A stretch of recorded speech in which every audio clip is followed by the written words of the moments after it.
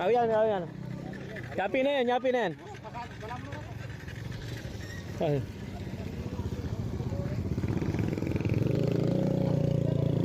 Ayan mo siya. Pesto mo.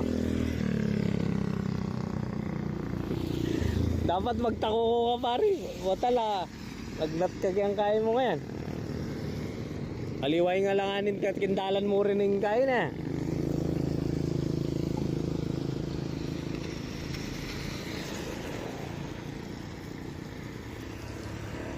Yan. Ayan o yung truck natin. Ito magkakarga. Tapos pahakot natin yung isda nila. Pare okay na.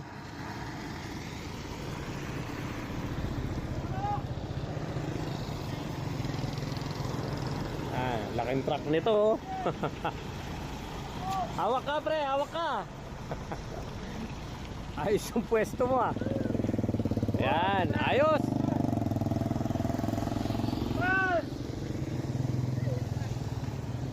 Kurang. Barulong sila to. Then inanoging marisukli. Masobra-sobra na yung manasan. Ayan, nasa tabing highway ho kami oh. Sige. Pre, sa lumbukasan. Sa kabila. Oh, yun. Oh, dyan na lang. Iangat dyan, no?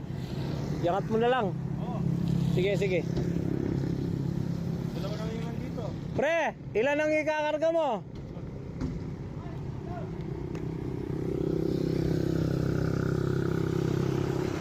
Wala, tinanong kami. Inabot na kami ng ulat talaga. Pare, pila? 300 lang. O, sige. 300 daw. 300 po. Pangakuda lang.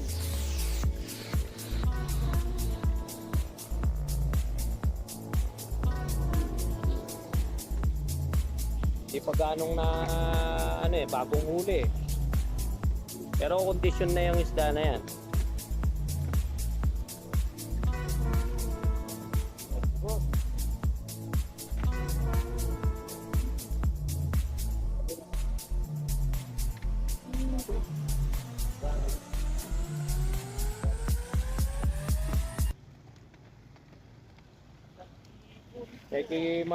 Alakasan mo na lang timbang para dyan sa maliit na pare, pasigan mo niya mo para kare malating kakakit na para na lamang alkal.